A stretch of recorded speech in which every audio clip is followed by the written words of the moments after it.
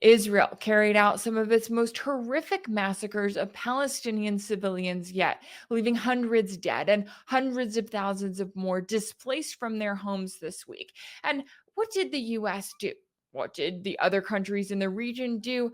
Not just nothing. I would argue what they did was worse than nothing because it was this week that Trump was there in the Middle East. He was visiting Saudi Arabia and Qatar and the UAE, where he was being wined and dined, and there were all sorts of deals being made from various investments to arms deals, trillions of dollars being thrown around while Palestinian civilians were being slaughtered right next door. There is no better picture of how the US and other regional countries have handled this genocide that is going on right before their eyes. And yet, what have we seen in recent weeks? So, we've seen all these reports talking about, Trump cutting off contact with Netanyahu because he's concerned about being manipulated by him, or reports about Israel acting on its own, right? Middle East envoy Steve Witkoff saying, oh, the US and Israel, they're completely separate sovereign countries.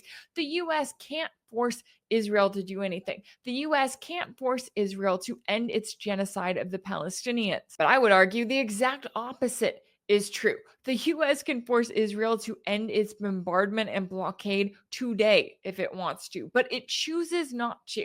And because it chooses not to, this is now Trump's genocide of the Palestinians. It's his, right? He's refusing to stop it. He's continuing to take part in it by allowing the US to continue to send bombs to Israel, by continuing to provide political and public cover for Israel. And so, therefore, it's Trump's genocide. And in some ways, he's even worse than Biden because he's acting as though the US can't stop Israel. And so, therefore, Israel's just going to keep carrying out one massacre after another as we get reports that Trump is looking for countries like, say, Libya to take up to 1 million Palestinians. The Trump administration is literally putting Israel's ethnic cleansing plan into place as we speak. And the Middle East is doing absolutely nothing, just as they've done for the last 19 months as a genocide has been carried out right before their eyes. And that's something everyone should be talking about.